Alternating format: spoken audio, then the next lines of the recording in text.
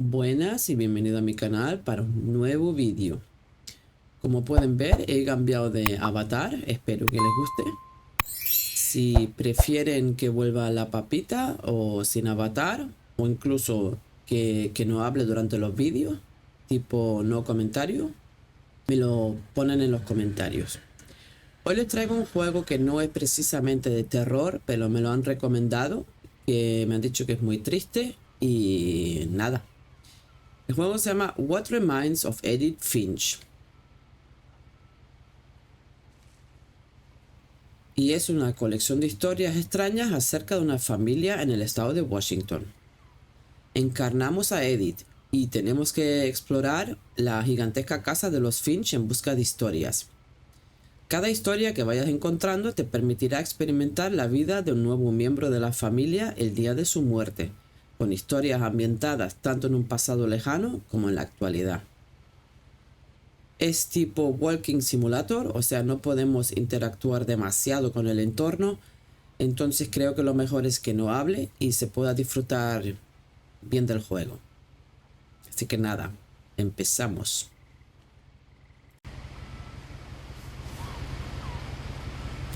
A lot of this isn't going to make sense to you, and I'm sorry about that. I'm just going to start at the beginning, with the house.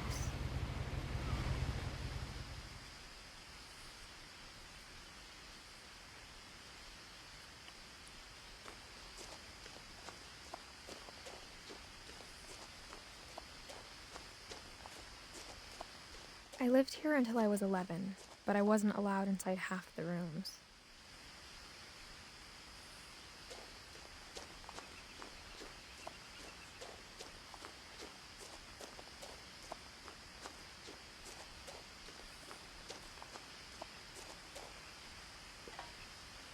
Inside the mailbox were bills from 7 years ago, marked urgent, open immediately.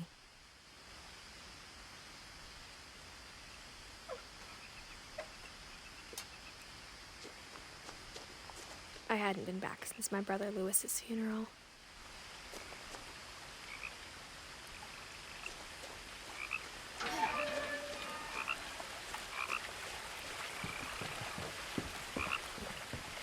In her will, my mother left me a key, but didn't tell me what it unlocked.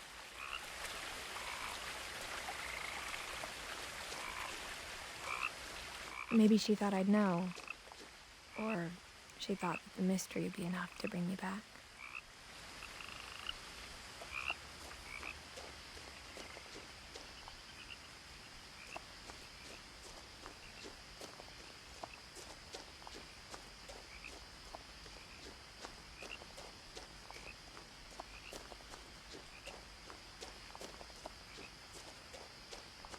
No one had driven this way in a long time, but I saw a few hoof prints.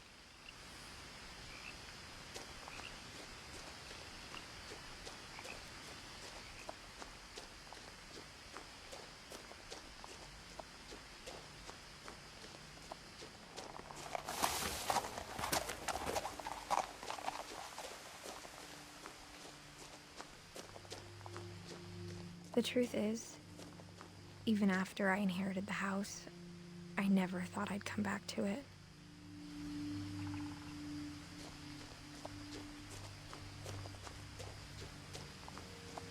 But now I had questions about my family that only the house knew the answers to.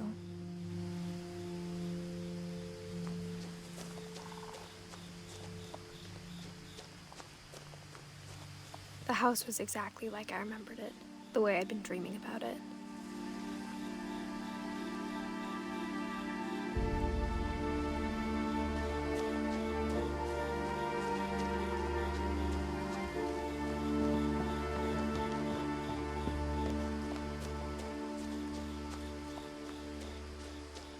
As a child, the house made me uncomfortable in a way I couldn't put into words.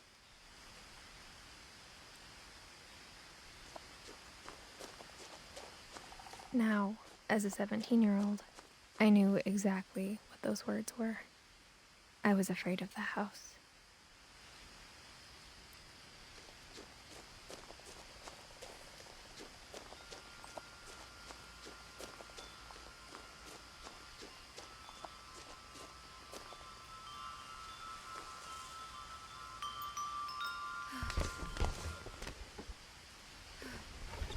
Crawling through the doggy door used to be a lot easier when I was 11.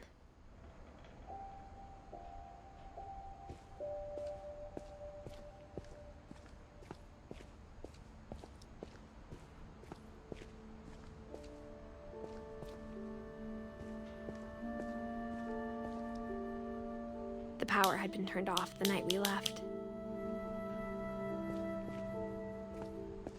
For the first time in years,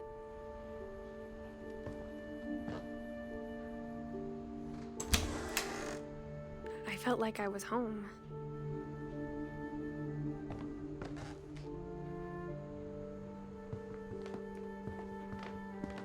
But instead of a family, there were just memories of one.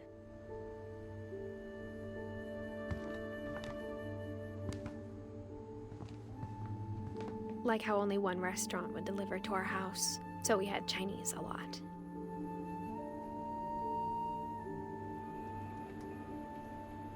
Or how after Louis started working at the cannery, we all got sick of eating salmon. Except our cat, Molly.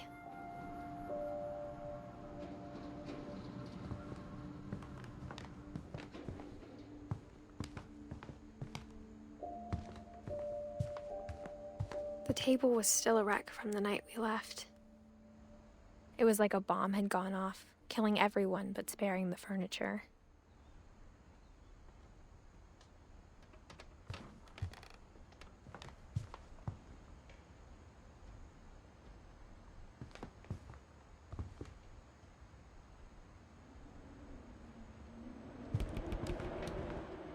My mom was the only one of us who could imagine Great-Grandma Edie living in a nursing home.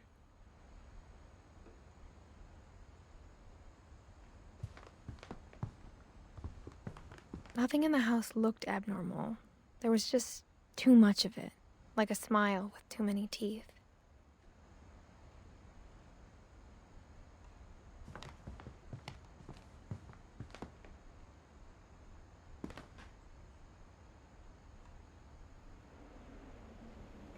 Even the fireplace had a story. Edie told me the bricks came from the original house, after it sank.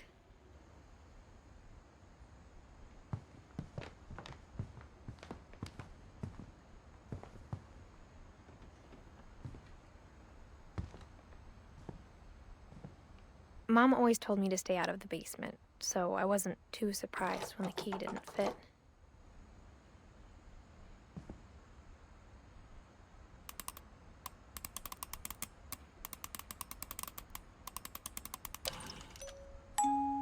Great-Grandpa Sven built a music box for Barbara, along with the rest of the house.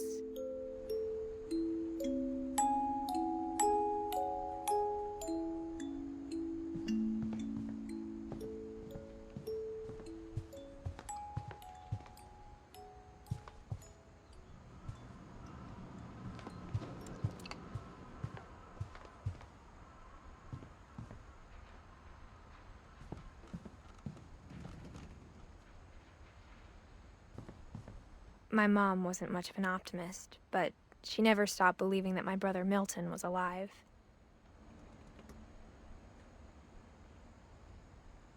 A lot of things got left behind in the whirlwind of that last night.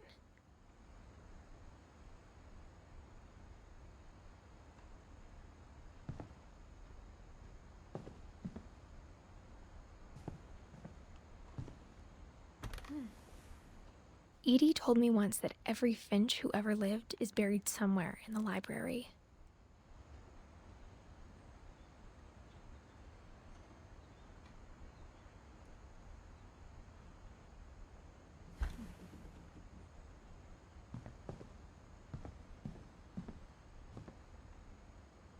After Milton disappeared, Mom sealed up all the bedrooms. Then Edie retaliated and drilled peepholes.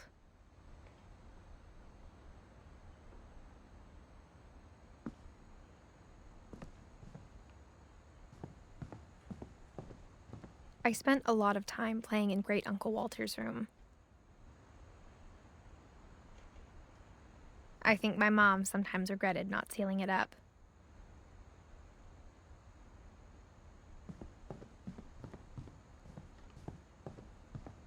Lewis told me there were secret passages, but I never believed him.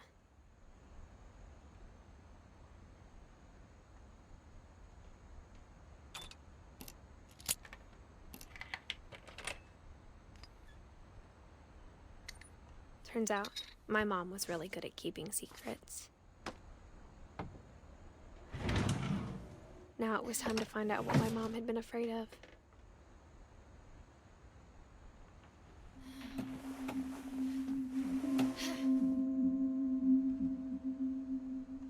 From the paintings on the wall, it was clear my brother Milton had been here before me. Reading this, maybe it sounds like I had a plan.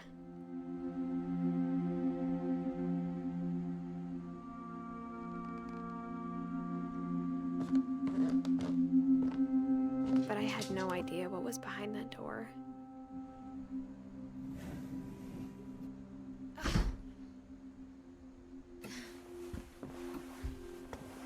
Just like I had no idea where all this was gonna lead.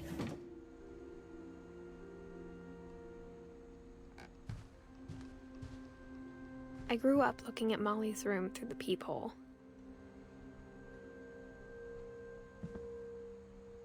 Molly's gerbil had a tiny bedroom with its own even tinier gerbil cage.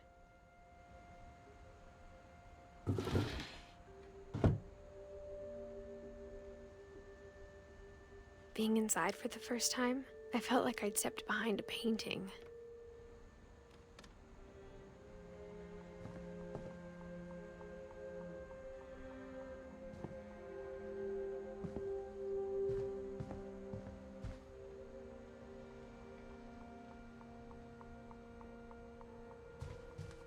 I got the sense Edie had spent a lot of time here, before my mom sealed the doors.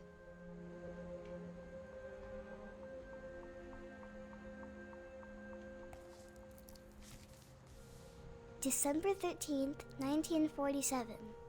Dear Diary, I'll be gone soon, but I wanted to tell somebody about what's gonna happen. It started when Mom sent me to bed without dinner. I woke up and I was starving, so I looked around for something to eat.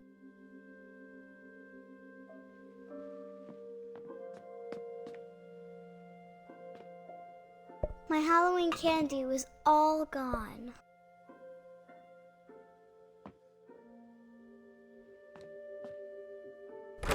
Mom, can I come out now? Sweetheart, it's late. Go to sleep.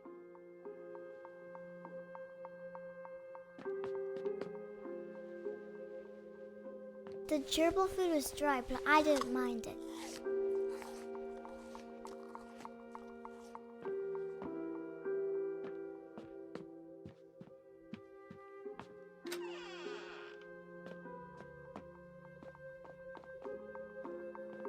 I kept eating and eating.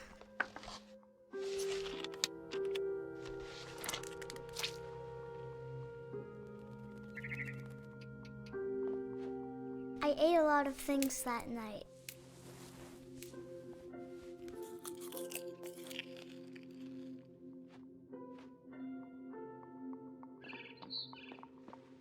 Then I heard chirping outside my window.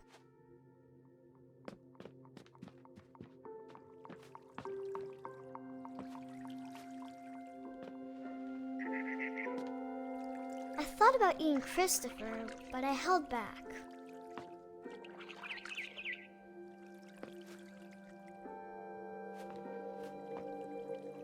It was a barn swallow going back to her nest. I reached out for her.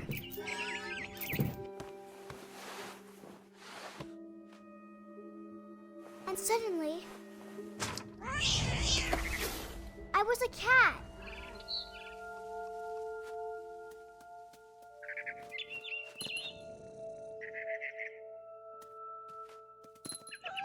I tried to be quiet, but the bird was really scared.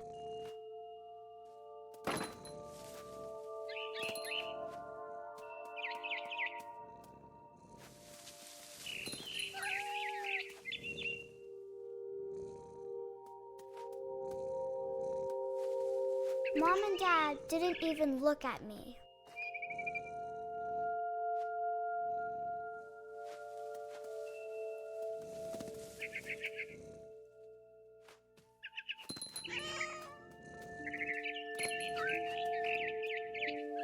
jumped and I almost got her.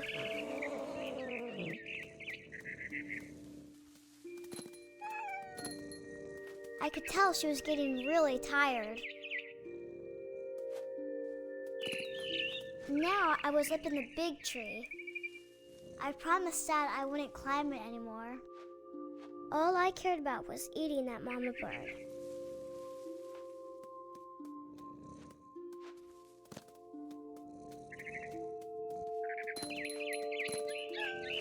I gobbled her up. And suddenly, I was an owl. First, all I heard was the wind. Then I heard little teeth nibbling in the grass.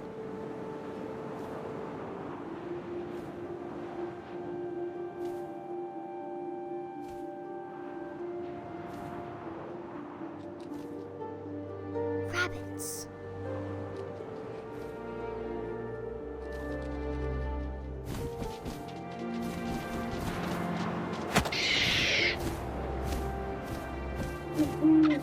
I imagined his face looking up and seeing mine through my talons. I swallowed him up, and I didn't chew one bit. Then I flew off to find something bigger.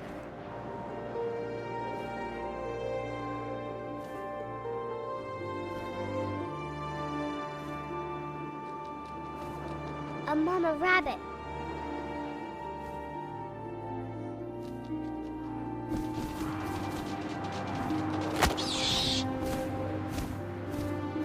She was almost too big to carry. I started choking, but I couldn't stop eating. And suddenly, I was a shark.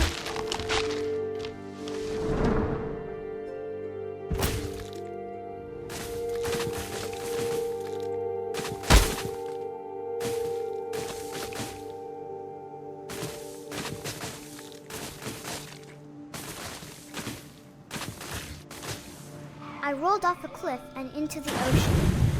Now, I was hungrier than ever.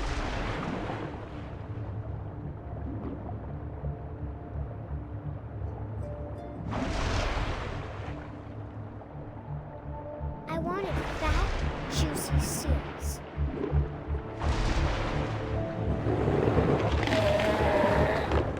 I tore off her flipper, and it tasted really good.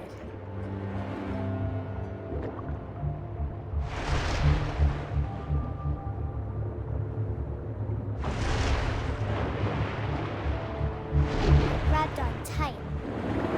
When I was so hungry, I jumped out of the water. When I opened my eyes, everything had changed.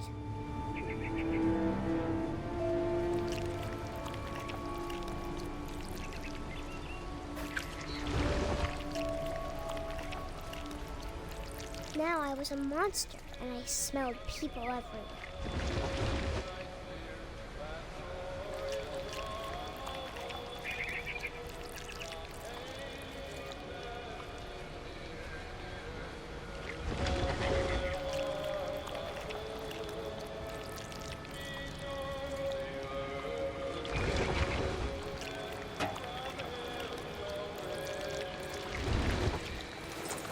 I was big, but I moved real quiet.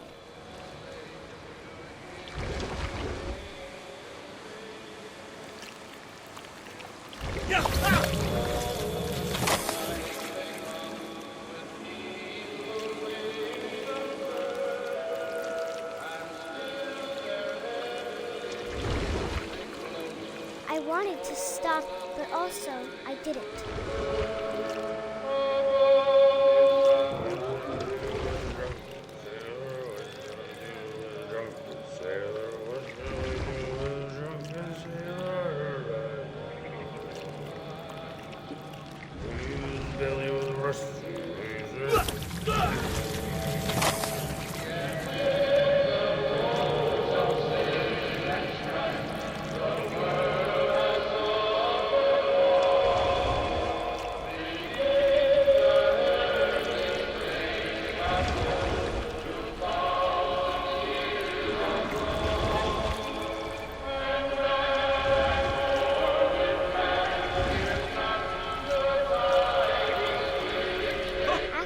last passenger, I was still hungry.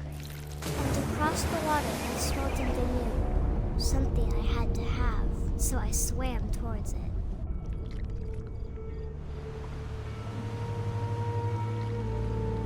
I slithered onto the sand, and the good smell went into an old pipe.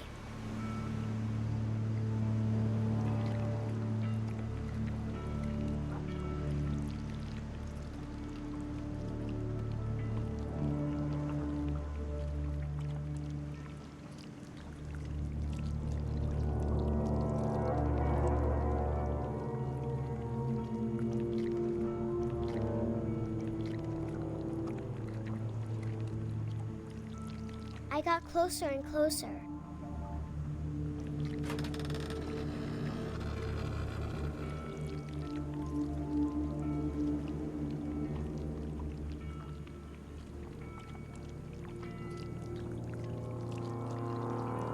All my stomach started growling. And suddenly, I was me again. I held my breath for a long time, but I couldn't hear anything. I think it's waiting for me to fall asleep. But it's not going to wait much longer. It needs to feed, and we both know I will be delicious.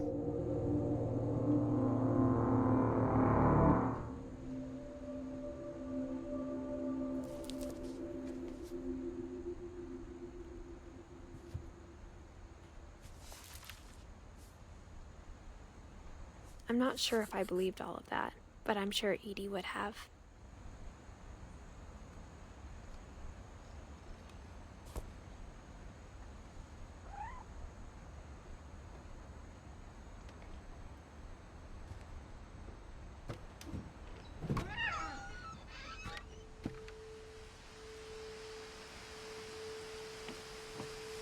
This will be obvious later, but my mom never told me any of these stories.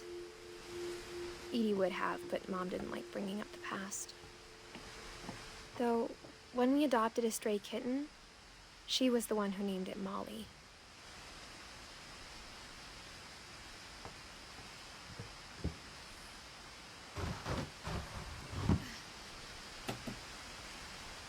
I spent a lot of time in Great-Grandma Edie's room.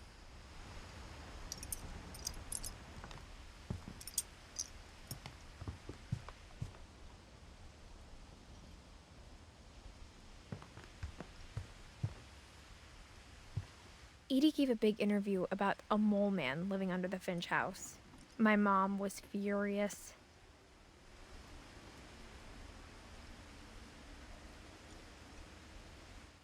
I hadn't thought of myself as Edith Jr. for a long, long time.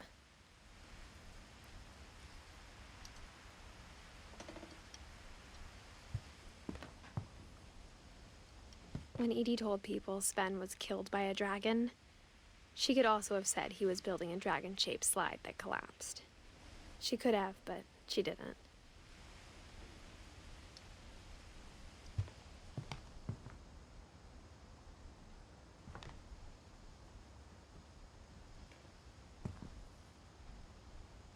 Even in her 90s, sometimes Edie seemed a lot younger than my mother.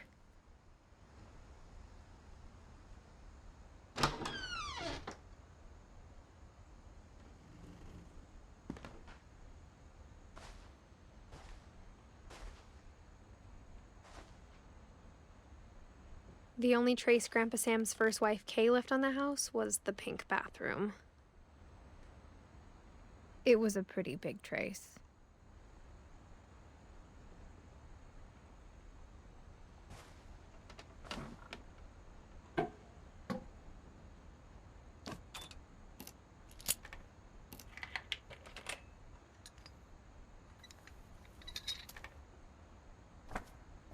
There's a secret in this bathroom.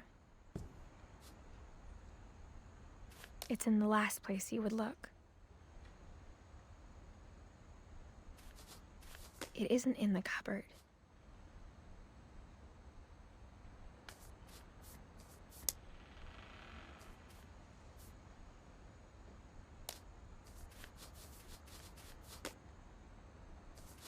It's hidden in this book.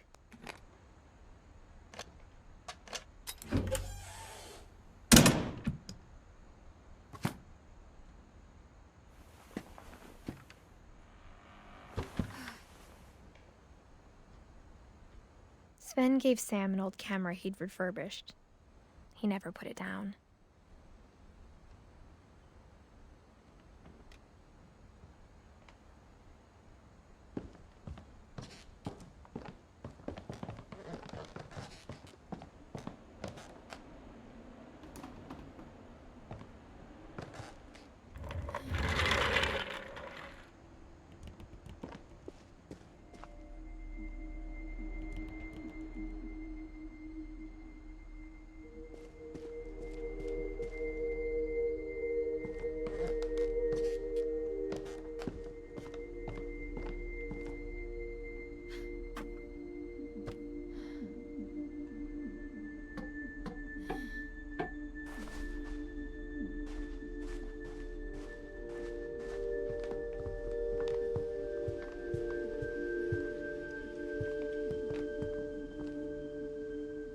Her room was like a museum.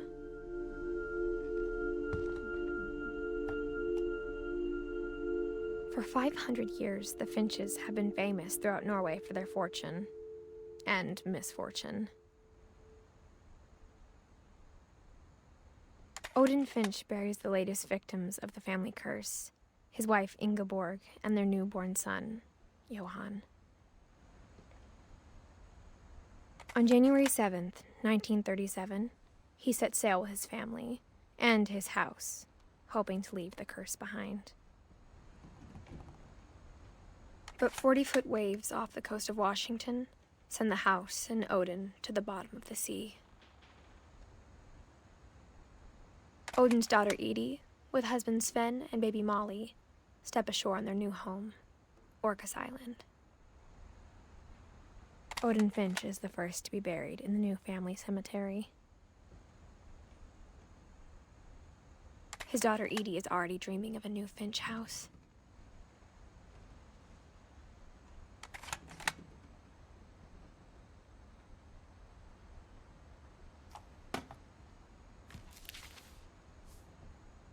Whatever's wrong with this family, it goes back a long ways.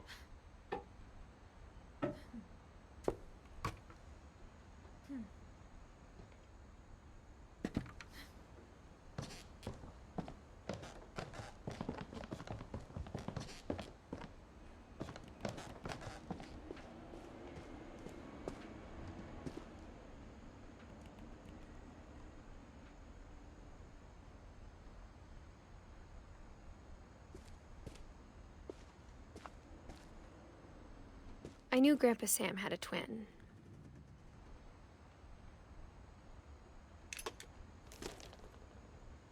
And that he never talked about him.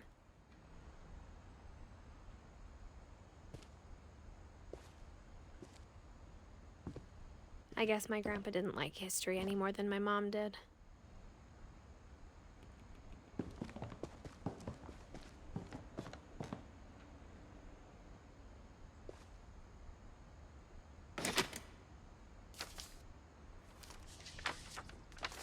How I Want to Remember My Brother by Sam Finch. The thing I remember is that when he made up his mind, that was it.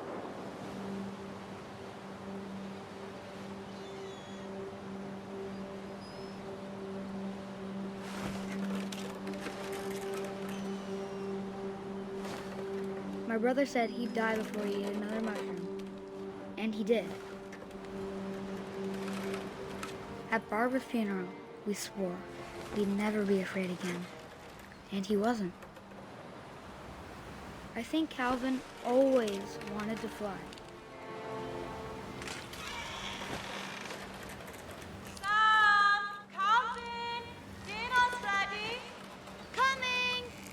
But that day, he finally made up his mind to do it. I told him going around was impossible. Maybe if I hadn't said that,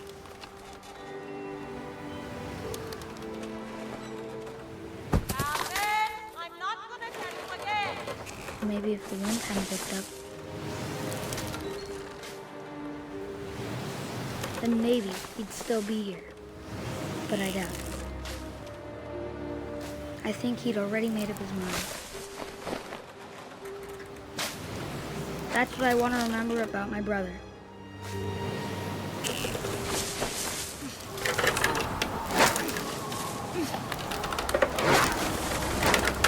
The day he made up his mind to fly. And he did.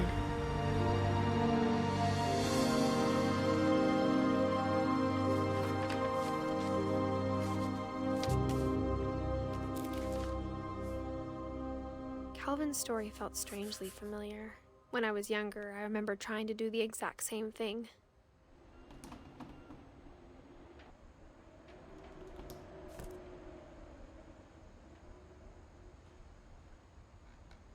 After the funeral, Edie roped off Calvin's half of the room.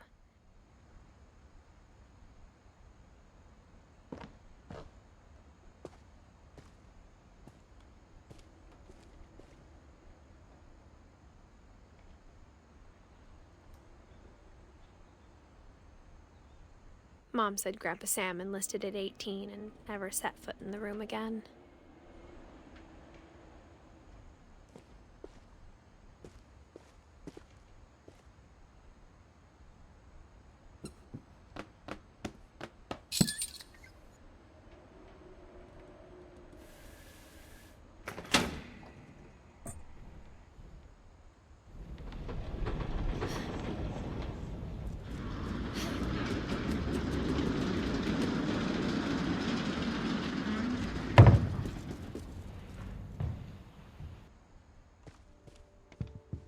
The passages were a pretty tight fit.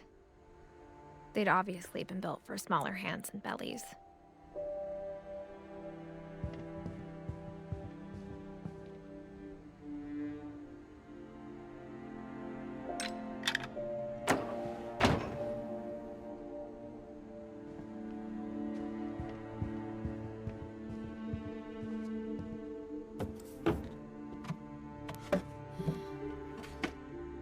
Growing up, I always thought of Barbara as a child star.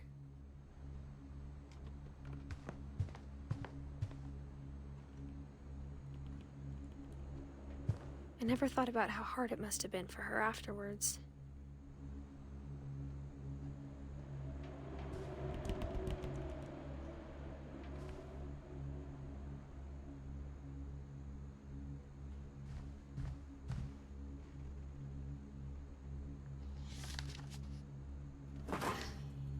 Of all the stories people wrote about Barbara's death, I'm surprised Edie saved this one.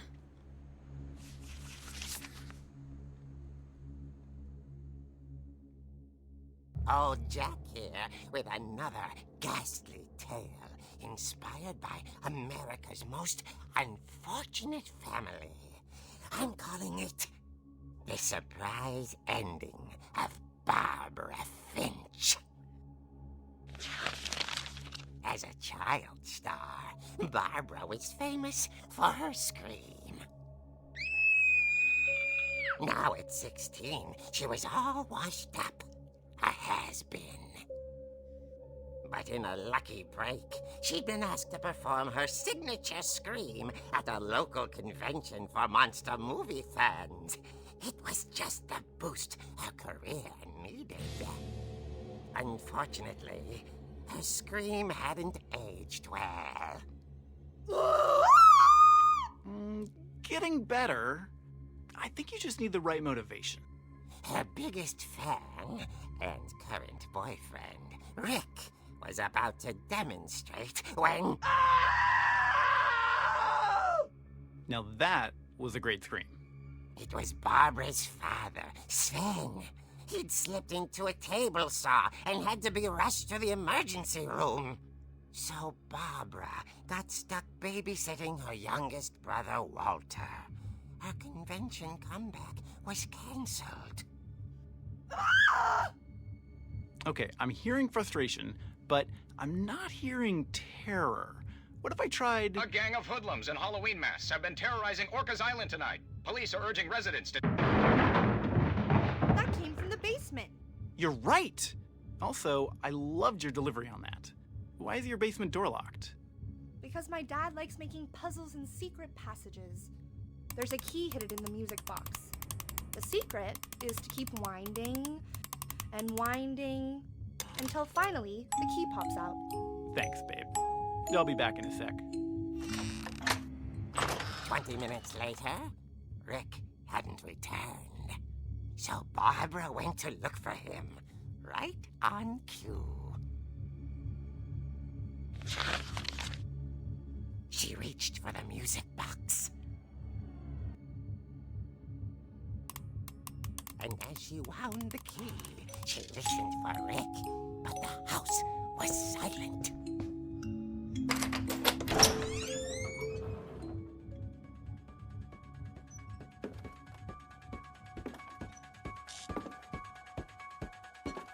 She found Rick's crutch and imagined the worst.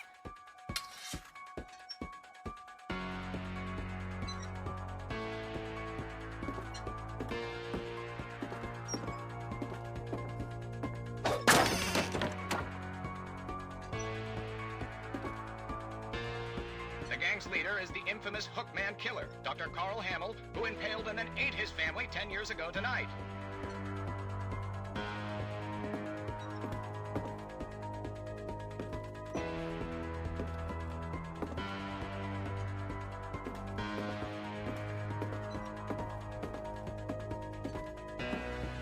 The old fridge rattled and grew still.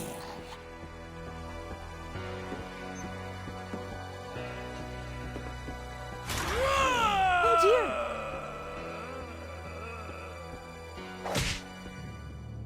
Oh! Rick? Barb, relax. I was just trying to scare you to help you find your scream. Well, I'm not scared, Rick. I'm furious. Then act furious. All I'm getting from you now is that you're hurt and confused and you... She threw him out, but she kept a little something to remember him by. Barb, have you seen my other crutch? And she was still holding it when she fell asleep watching the late picture show. Hours later... Barbara! Walter, what's going on up there? Ah! Okay, I'm coming up, but if this is a trick, you're dead, Walter.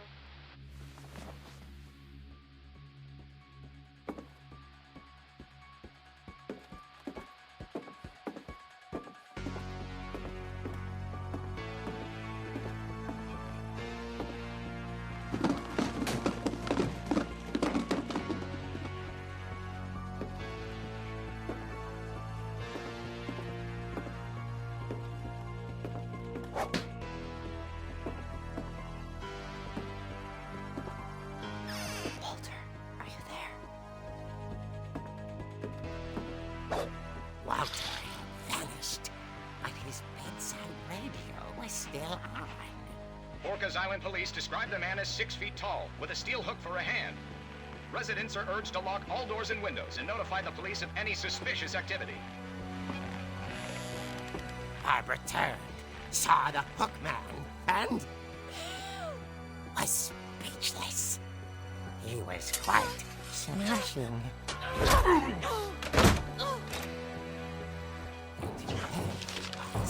And he couldn't get enough of Barbara. Okay, Barbara, there's gotta be another way out of here.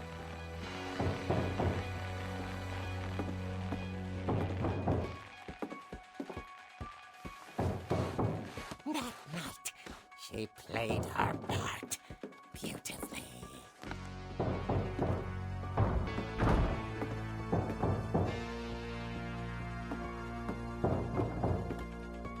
Molly's door hadn't been opened in years.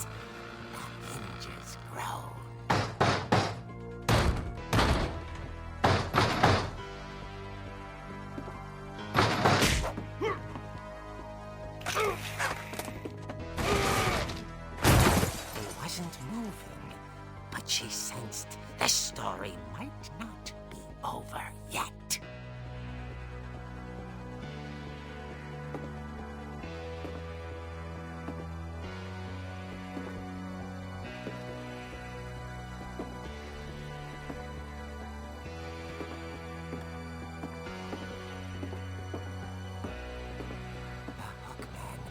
Vanished. She listened for his breathing, but all she heard was...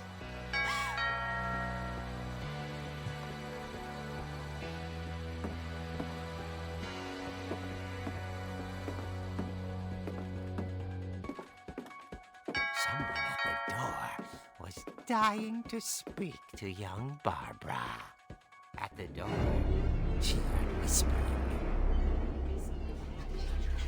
Was coming from inside the house.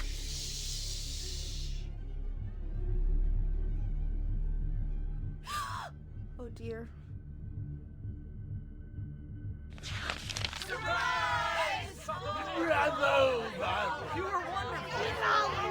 The monsters had come to surprise her. For Barbara, it was a dream come true. Then she saw what kind of monsters they were, and she realized what was about to happen. She was going to be famous. And with her final breath, Barbara Finch gave the performance of her life.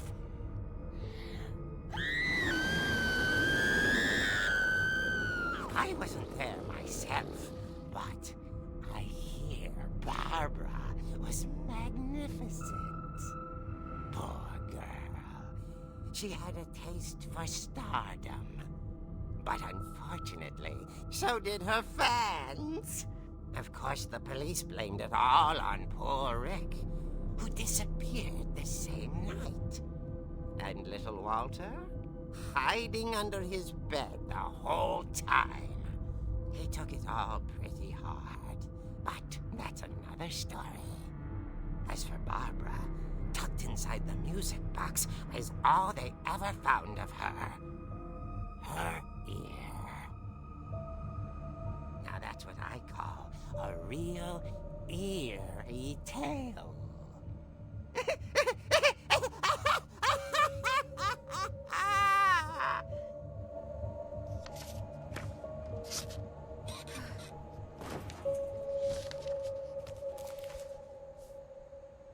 Edie told me all Barbara wanted was to be remembered, as absurd as that comic was. Maybe what Edie saw was a happy ending.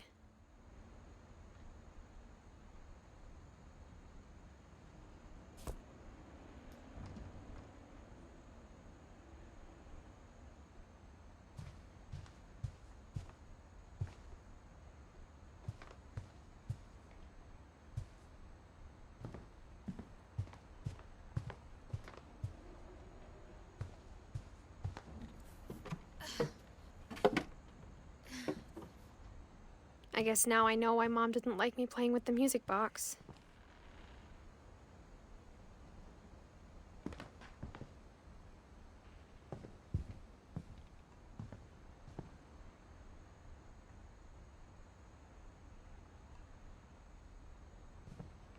Whenever people ask me about my family, the first thing they always want to know about is Barbara.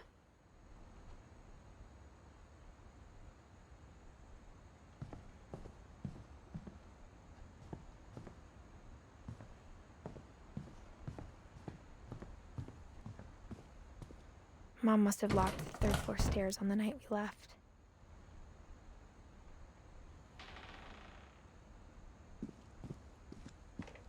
It's funny. All those times I played with the music box and never found the basement key.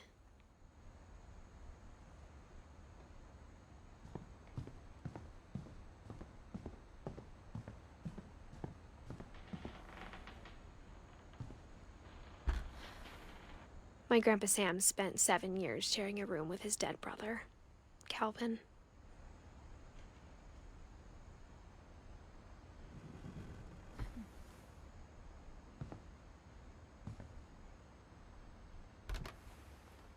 As a kid, I just assumed every house had peepholes and sealed rooms you weren't allowed inside of.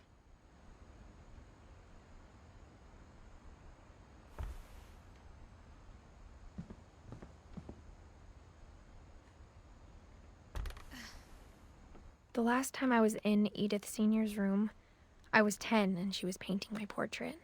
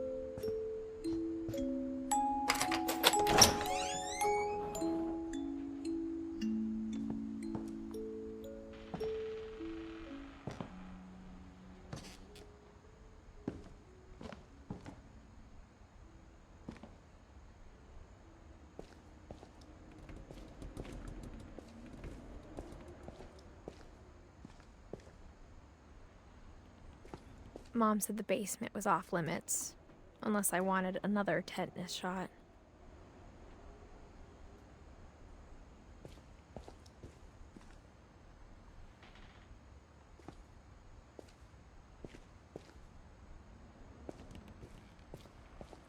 I saw Edie sneak down to the basement once, carrying packages.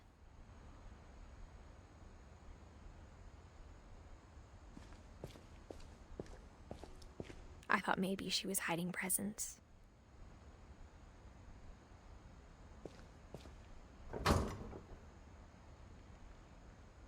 It turned out she was hiding a lot more than that.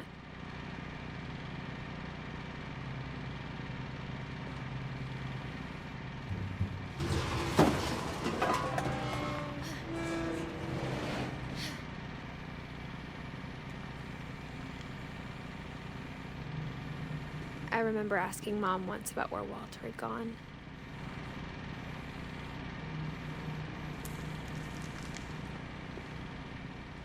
She said after Barbara died, he got as far away as he could.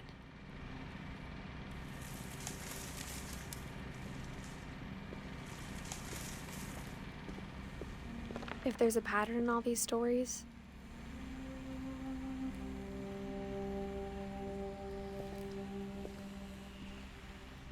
I think it's that none of us has gotten very far.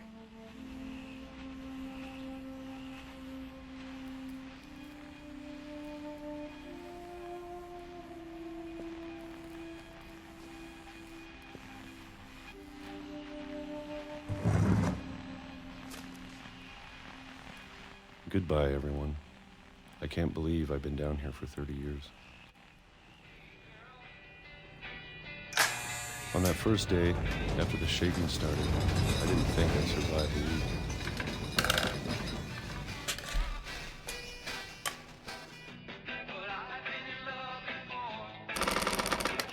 But after a few days, I settled into a routine. That's what kept me sane. Having a schedule, living for today. I always expected to be dead tomorrow. But if you wait long enough, you get used to anything.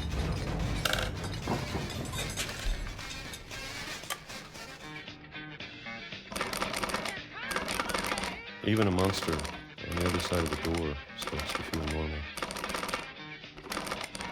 Almost friendly.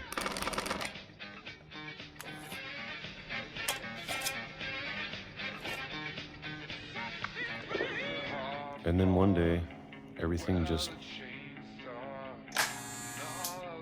stopped. Whatever that thing was, it was gone. Maybe it got tired of waiting. Or maybe I just got tired of being afraid.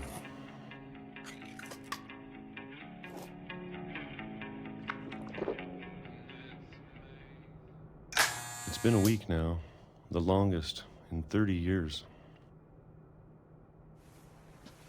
I'm done waiting. I have to leave while I still can.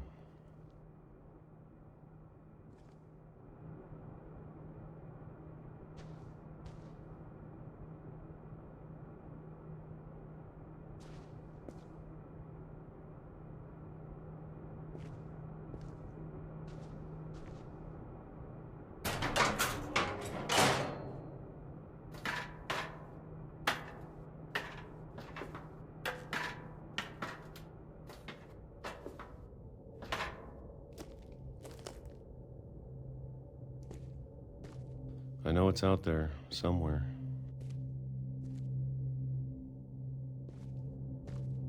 Whatever killed Barbara.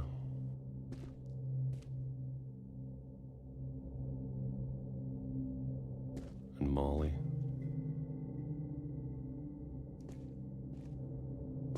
And Calvin.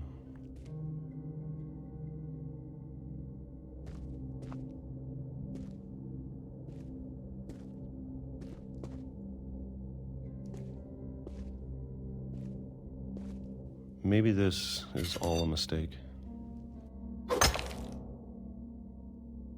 But I need to stop living the same day, even if it kills me.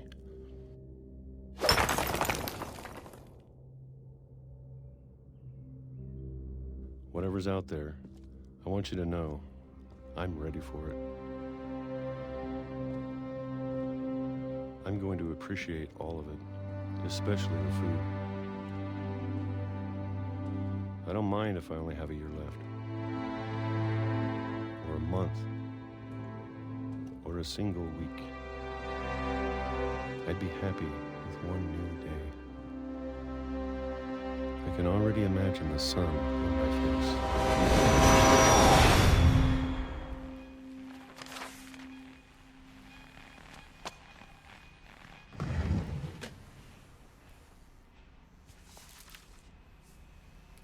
Walter died when I was 6.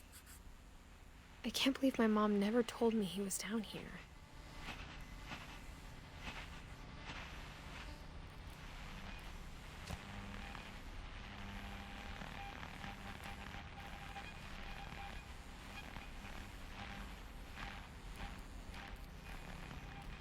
I'm sure my mom was trying to protect me.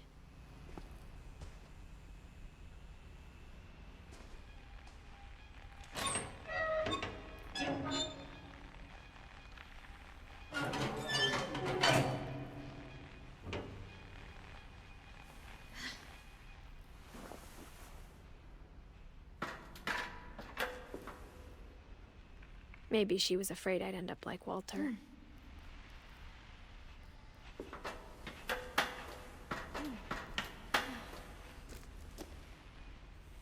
But if she never told me about an uncle under the house,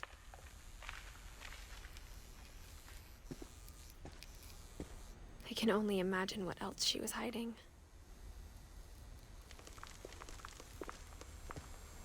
I don't want to make the same mistakes she made.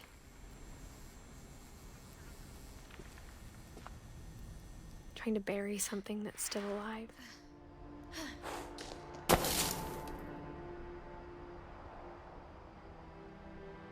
Now that there's only one of us left, or maybe 2, I thought it was time I heard the stories for myself and found out what happened to everyone else.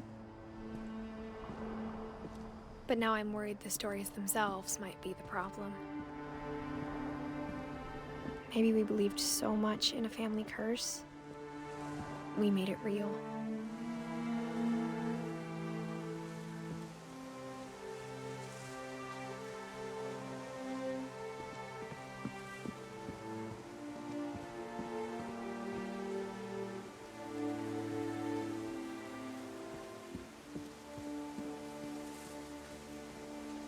I don't know if I should even be writing this.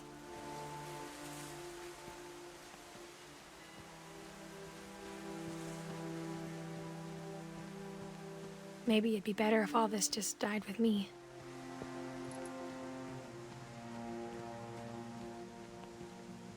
But I thought you should know about your family.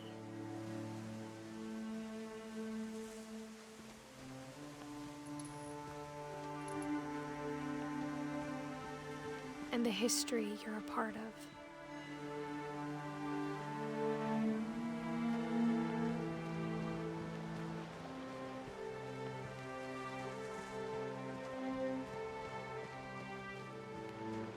Though to be honest, I feel as lost as you probably do right now.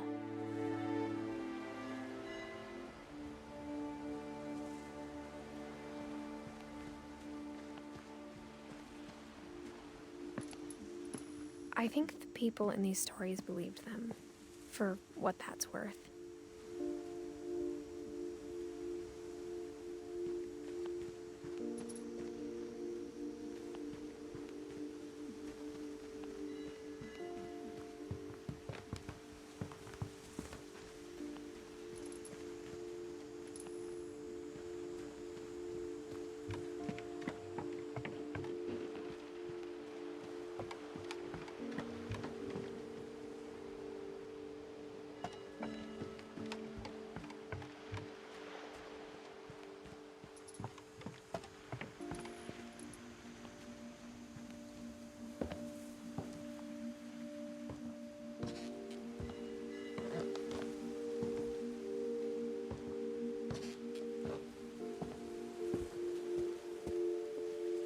When you look at the house, that history of imagination and stubbornness and madness, any of it seems possible.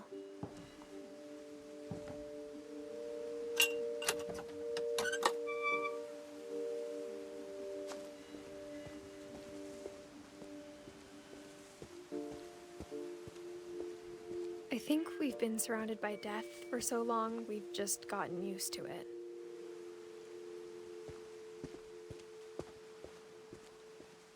What kind of family finishes building a cemetery before starting the house?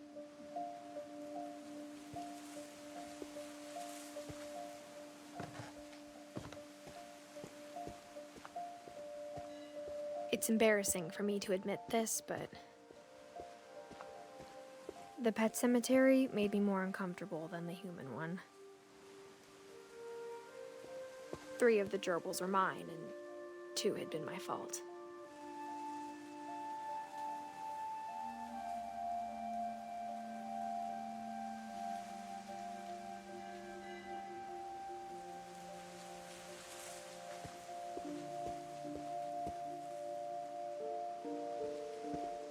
Sven built the house, but it was Edie who designed the cemetery.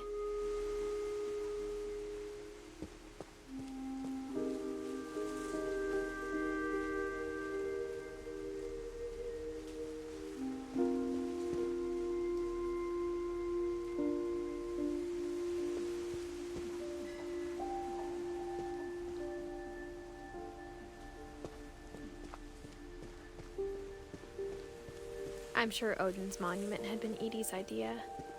My mom was always trying to move on, but for Edie, the past never went away.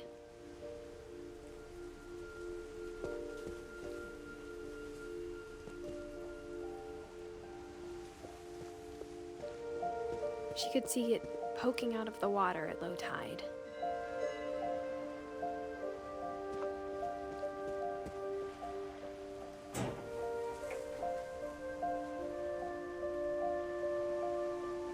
Edie said she dreamed about the old house every night.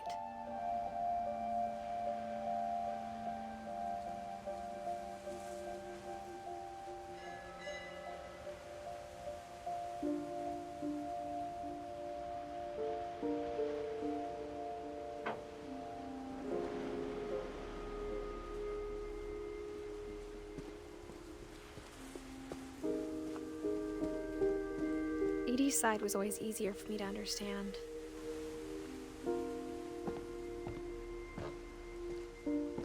But the older I get, the more I can see where my mom was coming from. Her dad had been pretty strict, but it wasn't enough to save her brothers. She was just trying to do better.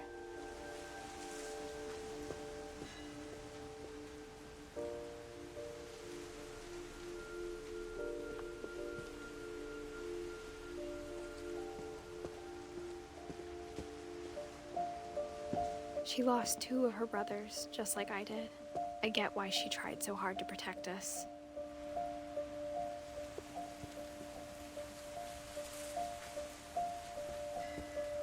We never found Milton's body, so my mom insisted we were putting up a monument, not a tombstone.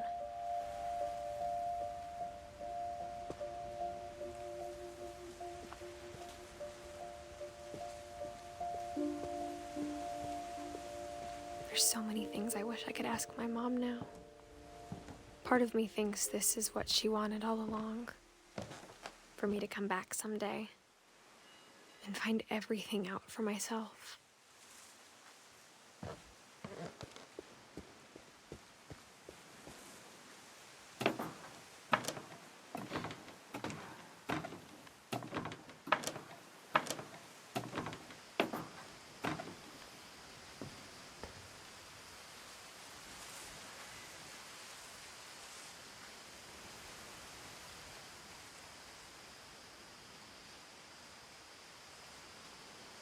But looking back on it now,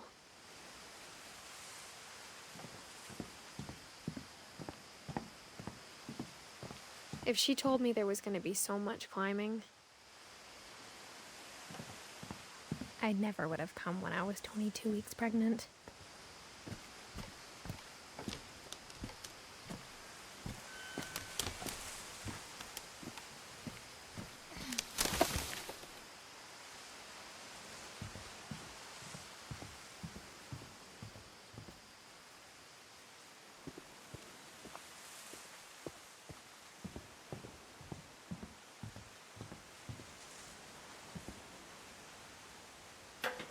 I never met Grandpa Sam, but I think he and my mom had a lot in common.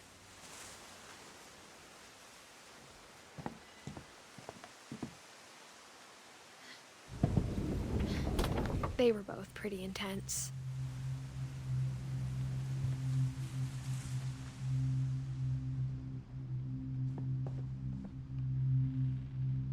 Sam spent his life shooting photos, but Mom said he got nervous being in front of the camera. I guess we're all afraid of something.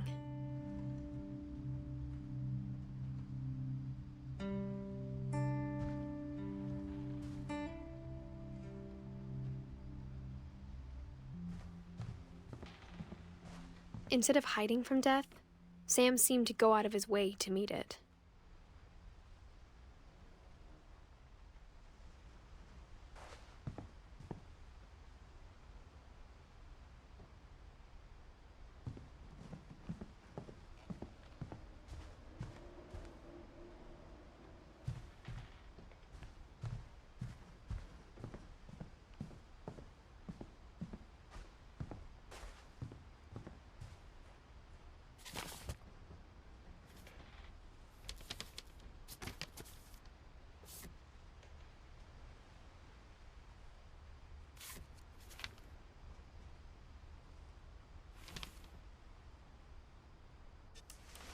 Dawn, I promise, you'll never forget this weekend.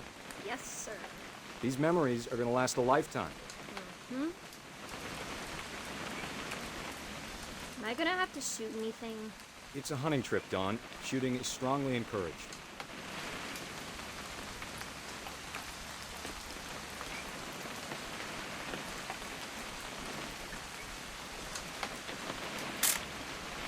Shouldn't we be leaving? Just want to get a shot of you, Dawn, then we can take off. Perfect. It's gonna rain the whole weekend, isn't it?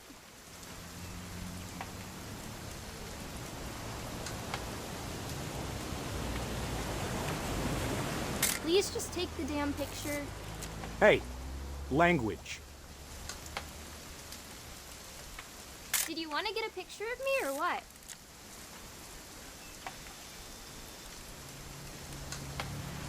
I will never forget this weekend, Dad. That's the spirit. Okay, got it. I'm gonna take some pictures, okay? Just be careful. That camera's older than you are.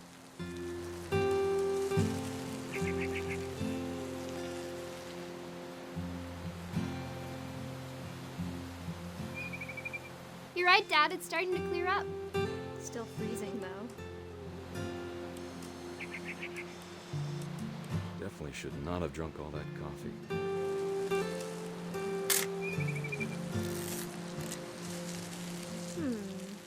Hold still while I take a picture of you.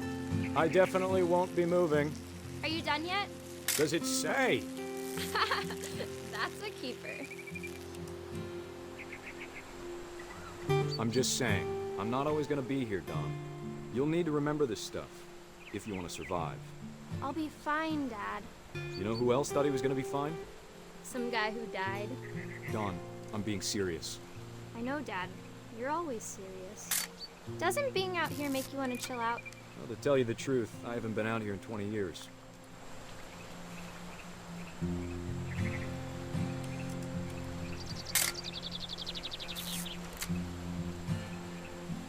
Last time I was with my brother Calvin. Man, that was a great trip. Your grandpa Sven taught us how to fish, how to build a fire. Don, don't you think you could find something more interesting to photograph? I bet if I could remember where that trail was, we'd spot a buck for you in no time. You don't need to waste any more film on me, kiddo.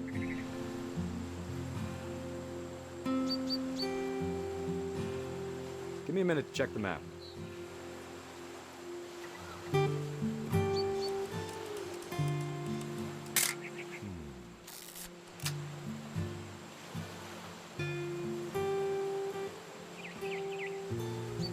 Let's see. Dad! Good eyes, Don. Before you take the shot, let me get a picture of it.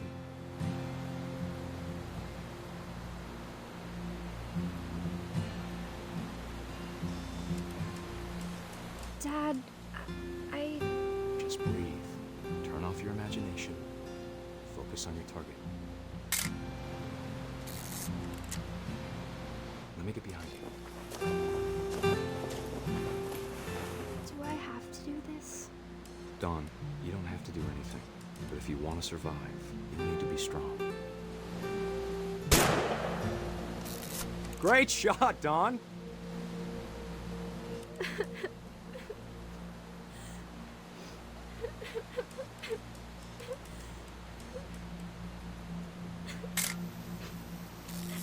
I'm proud of you, Don.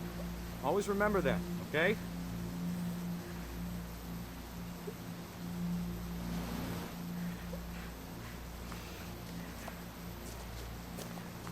Sorry, Don. Just gotta reset the timer.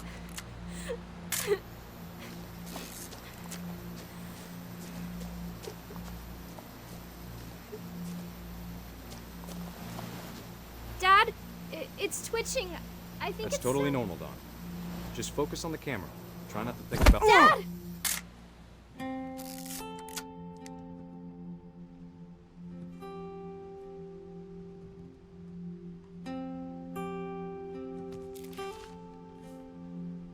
Of all these stories, that's the one I wish most that my mom had told me.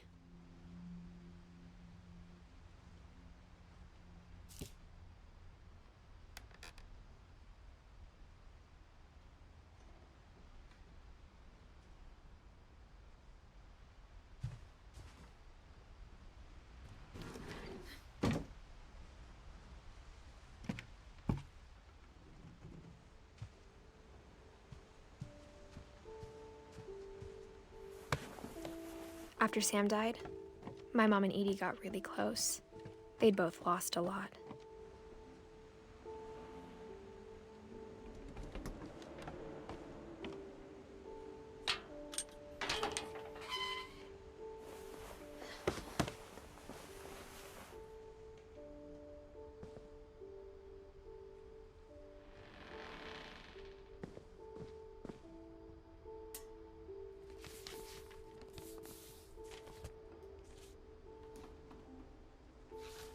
Dear Kay, do you remember the way Gregory used to laugh when he thought he was alone? Like something funny was happening, but only he could see it.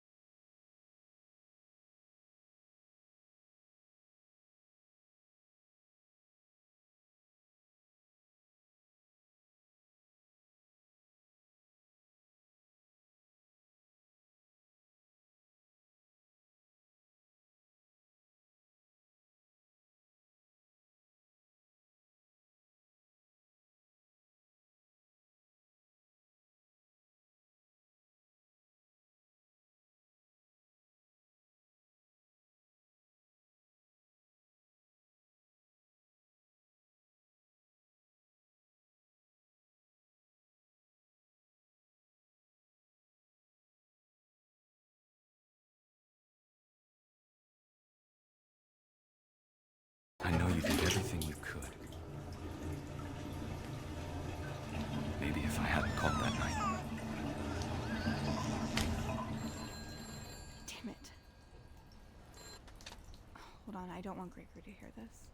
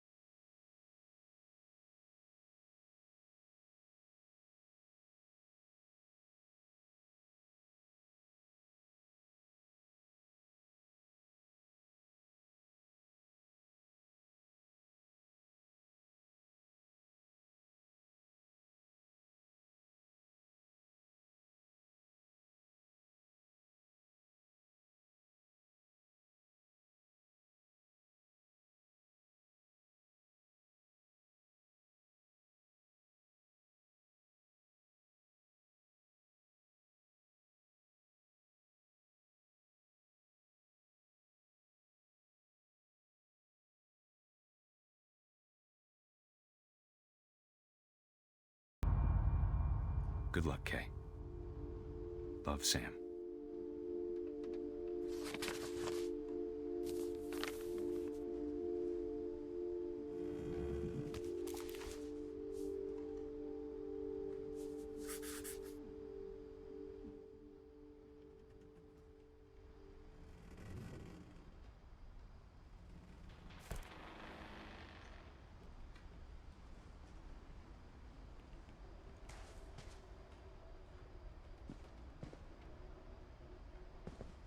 I can't imagine my mom ever writing poetry, and yet...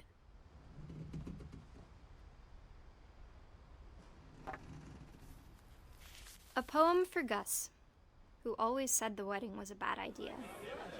Our father never hit us kids, at least not very hard, before the day my brother said with teenage disregard that he'd be dead before he'd see a wedding in our yard.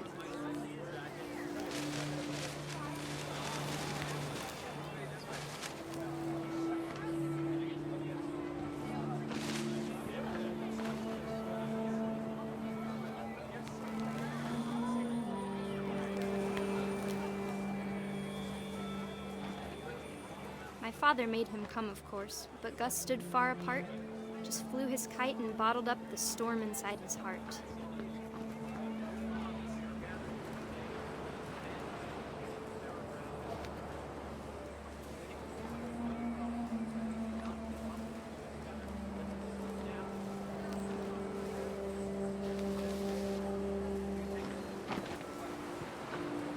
I tried to talk him out of it, but though he'd never met her, "We don't need a stepmom," were the words that I now remembered. pronounce you husband and wife. You may kiss the bride.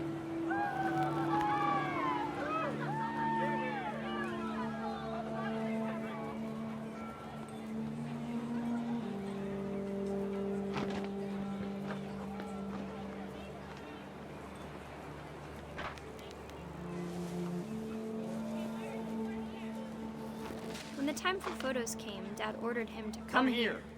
But Gus declined, and as a sign held up his middle finger.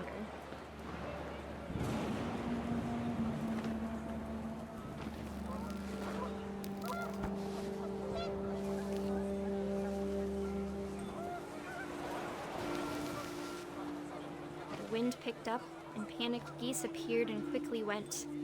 But all the humans did that day was go inside the tent.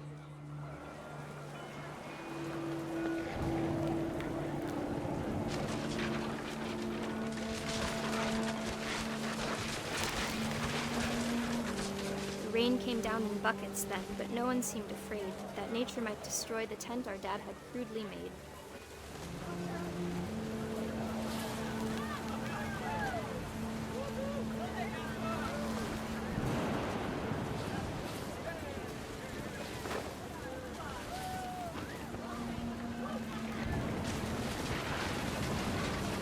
The thunder sounded much too close and full of angry power. But all my father said to this was, make the music louder.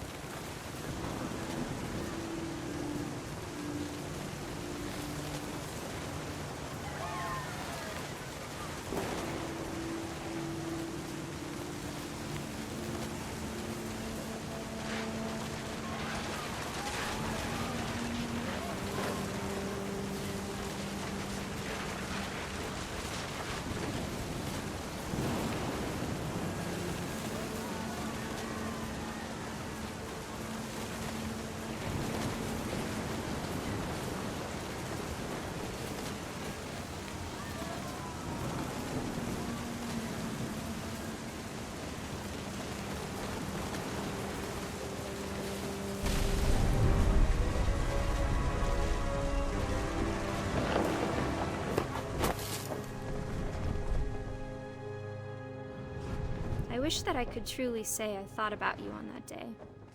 Out there on the beach alone, just you, the wind, the sea, and foam. But I didn't, until we found you.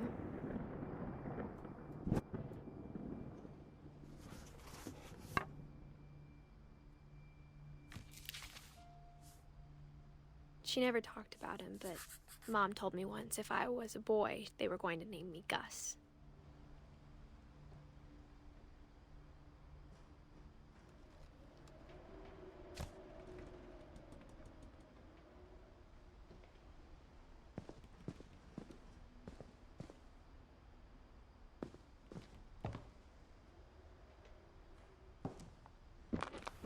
My mom moved up to the loft after her brothers died. At the time, it was as far away as she could get.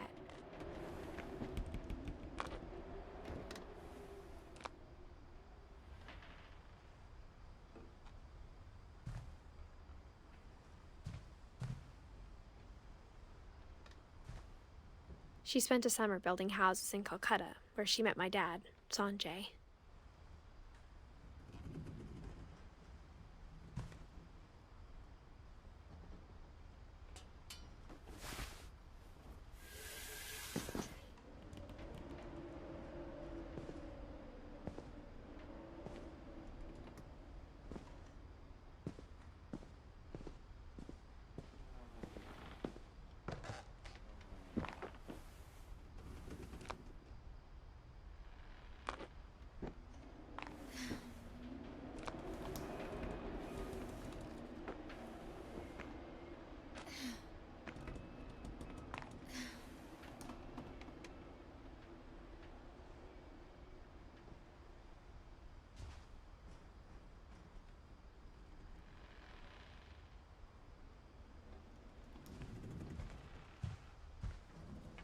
My mom moved to India a week after graduation and got a job teaching English.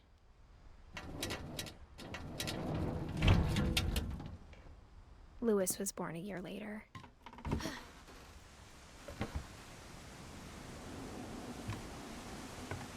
When my dad died, I don't think Mom knew where else to go. I'm sure Edie was happy to have her back. The house had to get a little bigger, but Edie was used to that.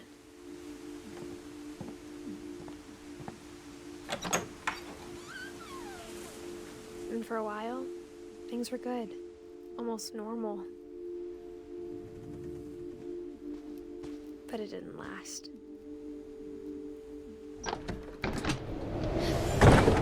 The beginning of the end was Milton's 10th birthday, when Edie gave him a castle.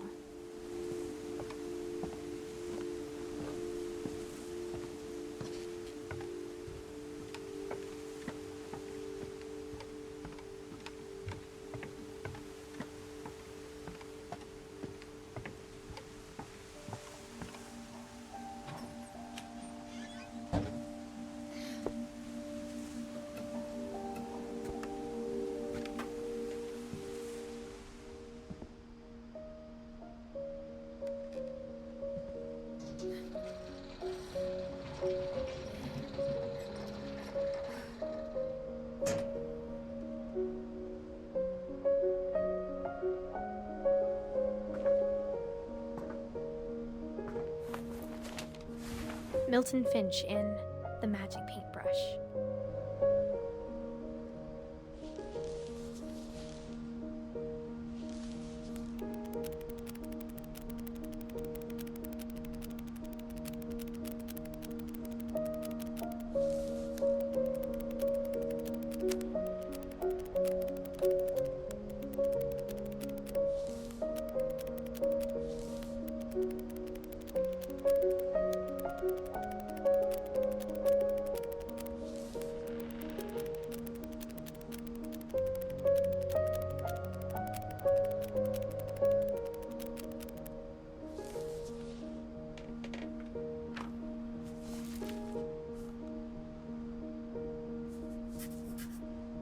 I was 4 when Milton disappeared.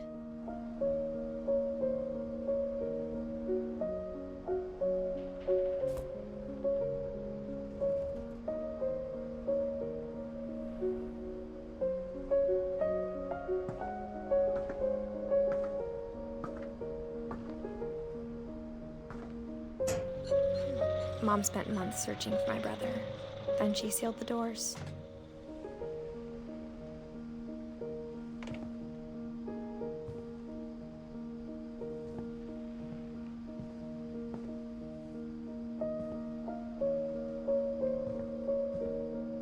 Whatever Milton had found in the house, Mom didn't want it getting out.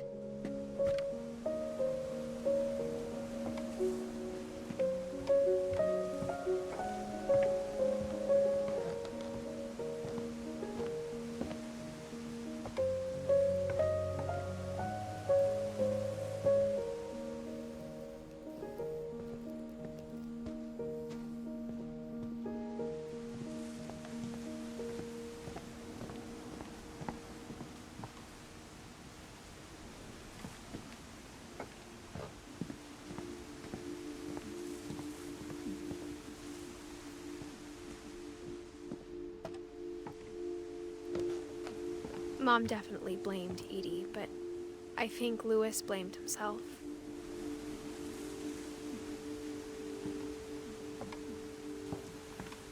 After he graduated, he just spent more and more time in his room, until Mom got him a job at the cannery.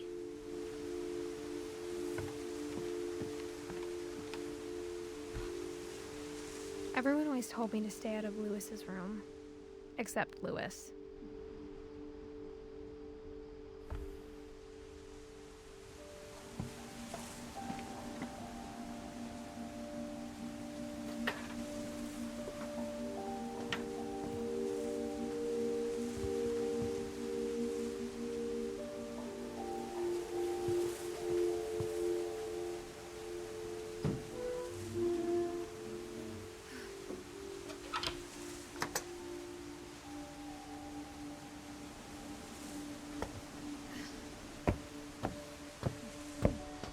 Louis's room smelled very, very familiar. That part of him lived on. Louis and I spent a lot of time playing games together, but he was surprisingly bad at them. He died a lot.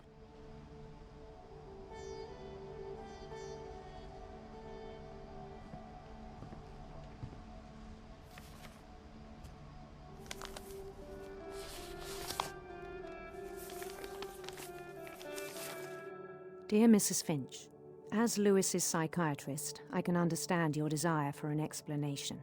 As I see it, the trouble began in January, shortly after we convinced your son to seek treatment for substance abuse. Newly sober, I believe Louis first noticed the monotony of his daily life.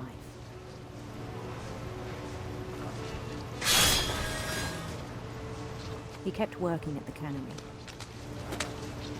but he withdrew part of himself. In our sessions, I saw the same behavior. His mind began to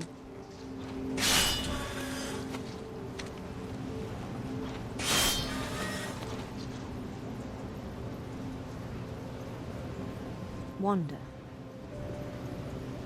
I asked him to describe it.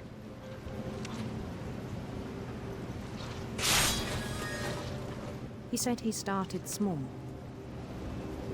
imagining a labyrinth. He'd feel his way about.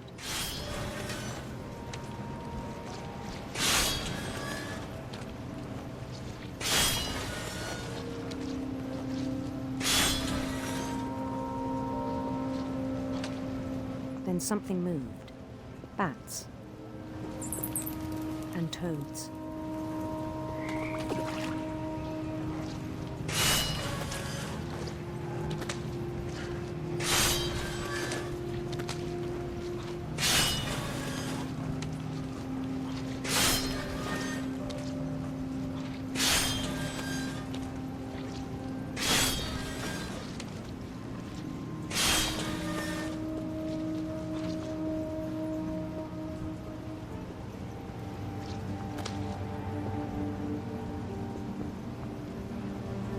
Things that have not names.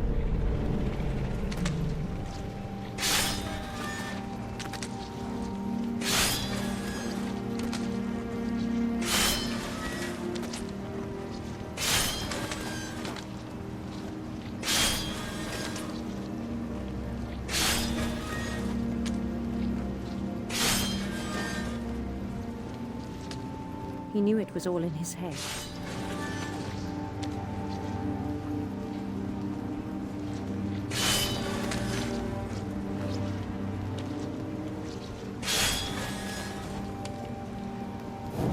He took it very seriously. I had hoped he'd find himself.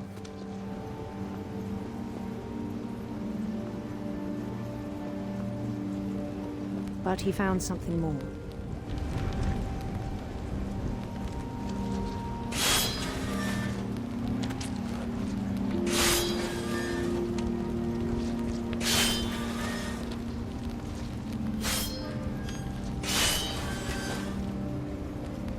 I worried about him then.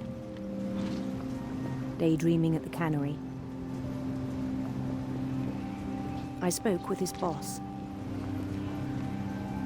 But he said Lewis had become a model employee. Methodical, tireless, focused.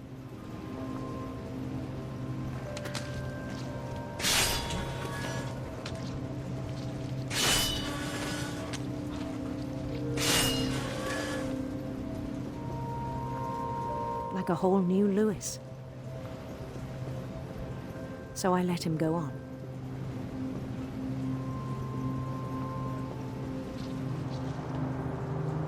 I even encouraged him. It seemed very promising at first.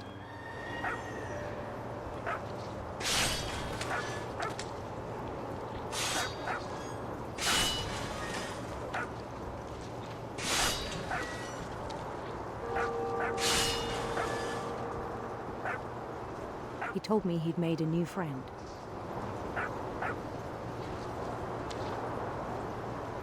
On the edge of a city he named Lewis Topia.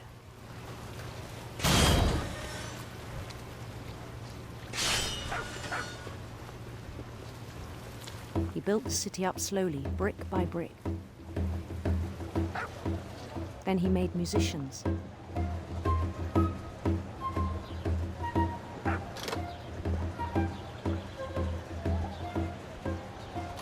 And songs for them to play. He talked about starting a band. And he was always humming something. Every day his imagination grew stronger.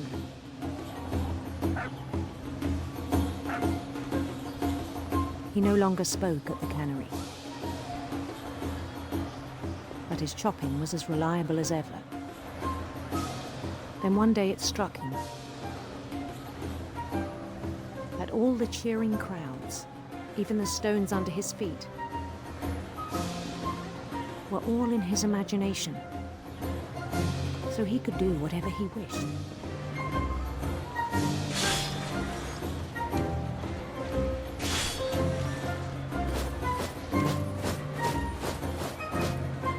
He held an election for mayor.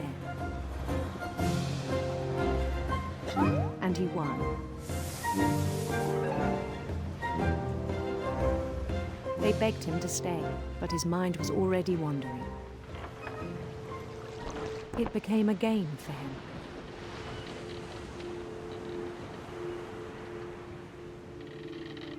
He'd conquer a city, then immediately push on.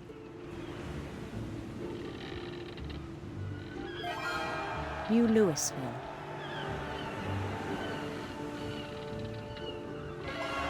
St. Louis. He started drifting away from our reality.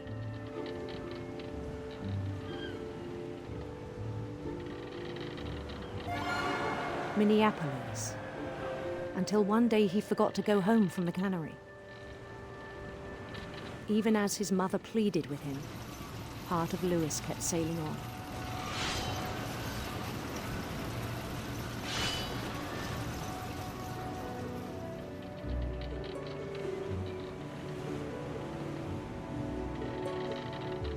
In Louisburg, he heard rumors of a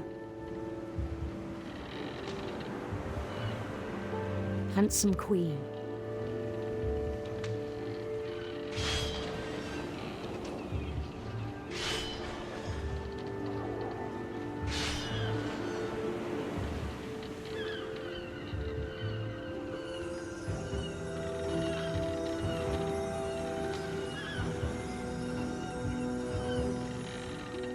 The queen was on her own quest for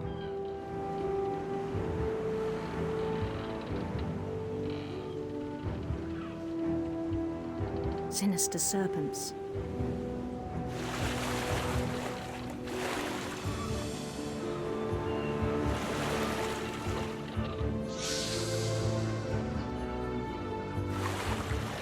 He followed the sound of her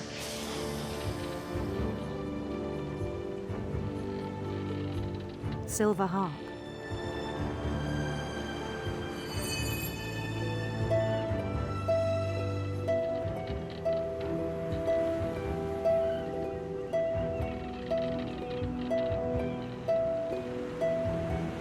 His chase led him to a golden palace east of the sun and west of the moon. Even then, his logic remained sound. He knew the world was all in his imagination.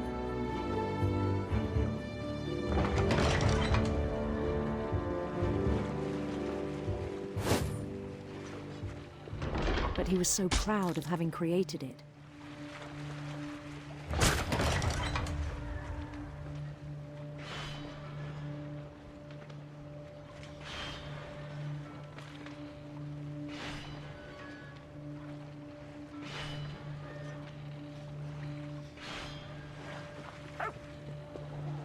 In his own eyes, he'd become something greater than a king.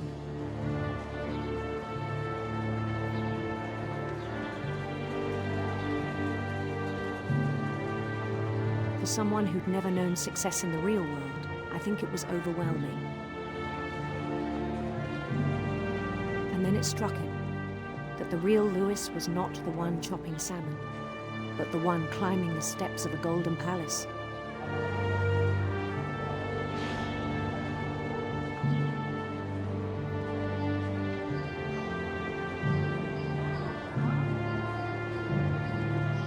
My imagination is as real as my body, he told me.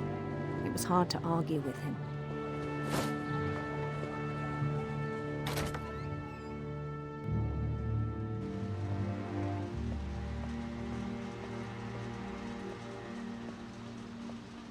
He began to forget the world we know.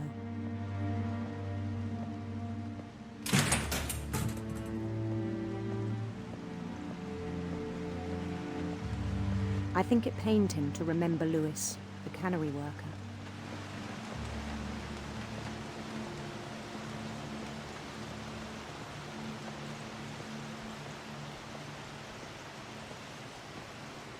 He began to despise the man with a royal contempt.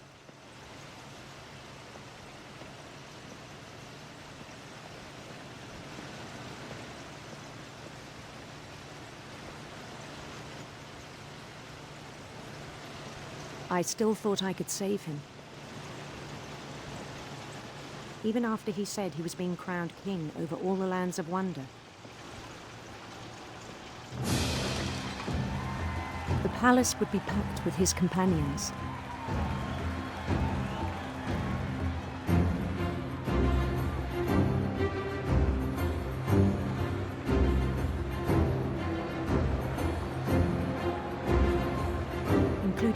Miss Calico who'd insisted on inviting me.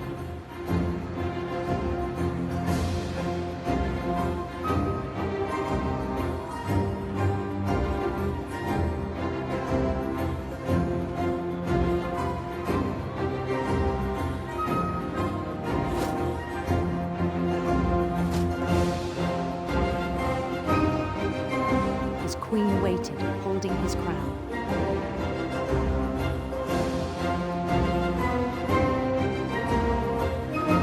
There was only one thing left to do.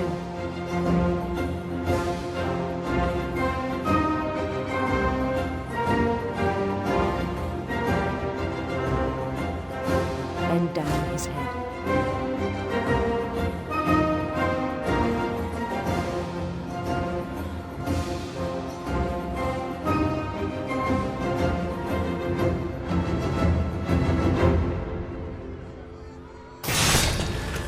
I think you know. Mrs. Finch, your son was a kind man who will be missed by all of us who knew him.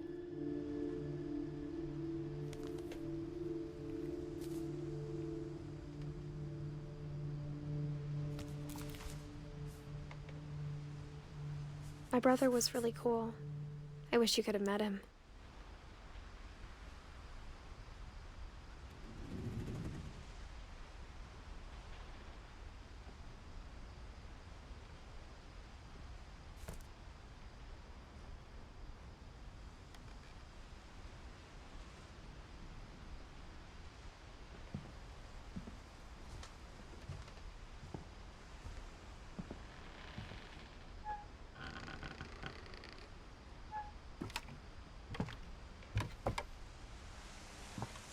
On the way back from Lewis's funeral, my mom told me to start packing.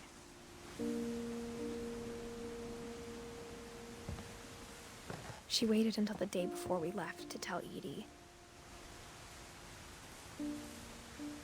I'm not sure if she wanted to make it easier or harder.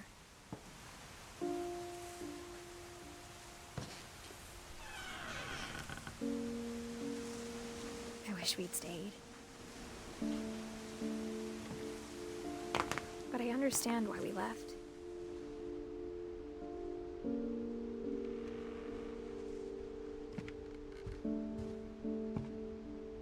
My mom ended up leaving everything behind.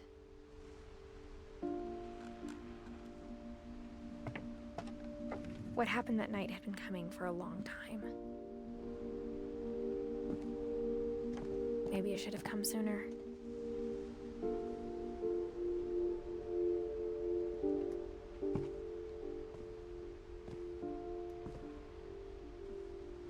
But it had to end one way or another. All that's left now is to tell you about that last night.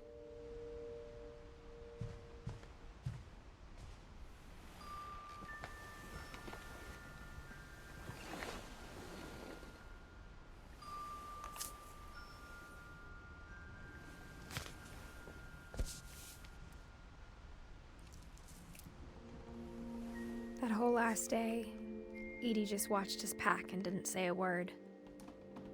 Until supper, when she raised her glass and said, "To our final night together, and all our final nights apart." Grandma, you know what I said about alcohol. Some of your medications are very Edith, specific. I left a present for you in the hallway. Why don't you go open it? The grown-ups have to argue now. I'm sorry, you're right. We're all leaving tomorrow. Let's just enjoy our last... I'm not leaving. Edith, you're excused.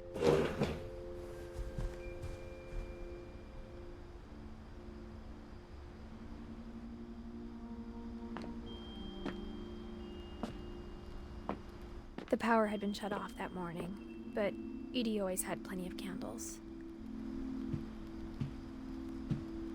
When my mom sealed the library, I don't think she knew about the other entrance. Or that Edie had a key to it.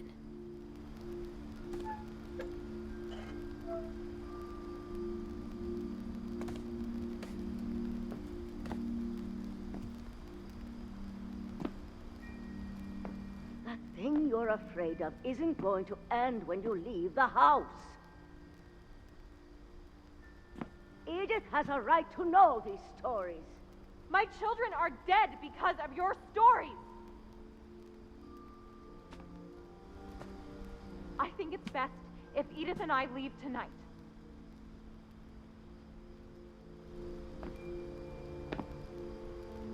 We'll have the nursing home send a van for you in the morning, okay?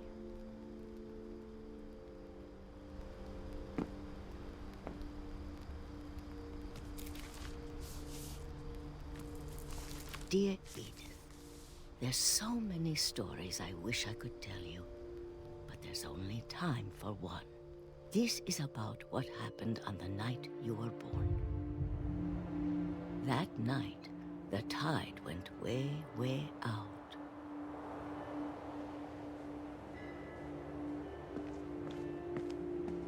It was the first and last time I ever saw the old house aground.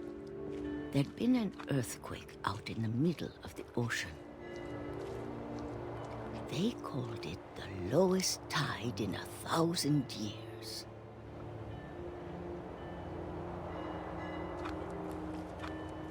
God, it smelled awful. You know, I've seen that house every day of my life.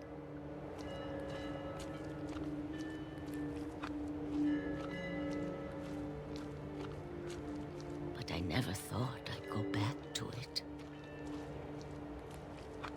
When the fog rolled in, I lost my way.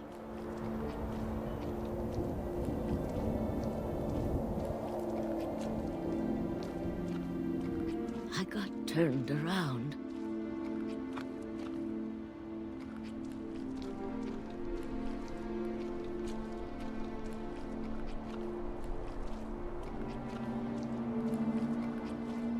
For a while, I wandered.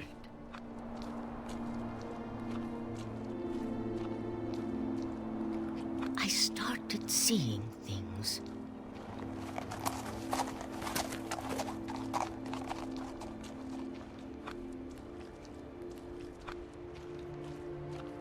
Things I'd forgotten had ever existed.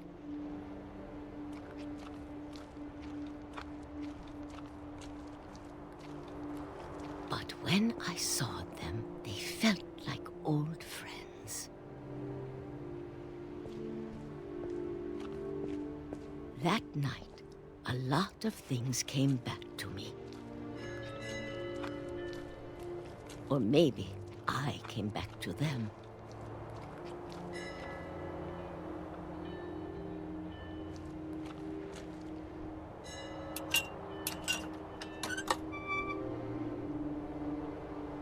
Things I can't explain, but that I need you to try and... Edith, what are you doing in here? It's mine. Edith! Mom, you're gonna rip it! Let go!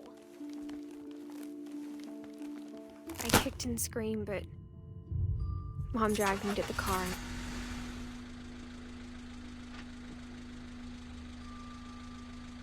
I never saw Great-Grandma Edie again. The next morning, the van came to pick her up, but she was already gone. After that, we moved around a lot.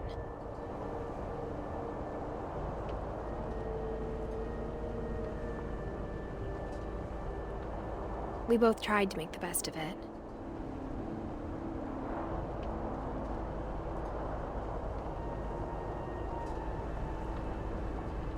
A few years went by.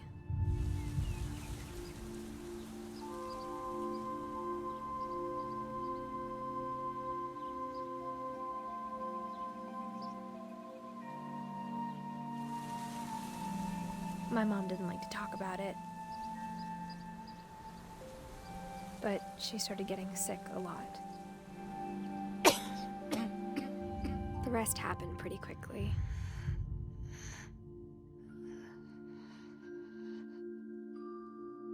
She got better for a while, and then she didn't. And then I was alone.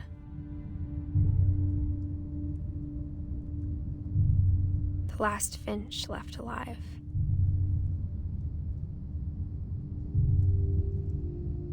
until I found out about you. I'm still not sure what to tell you about all this. If we lived forever, maybe we'd have time to understand things. But as it is, I think the best we can do is try to open our eyes. And appreciate how strange and brief all of this is.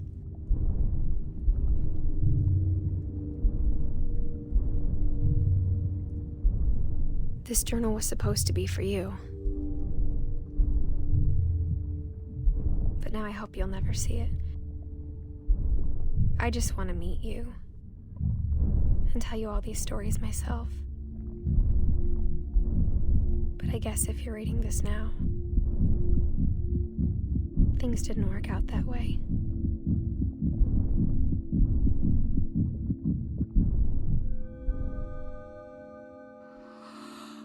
This is where your story begins.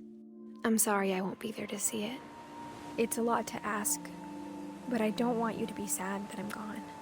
I want you to be amazed that any of us ever had a chance to be here at all. Good luck.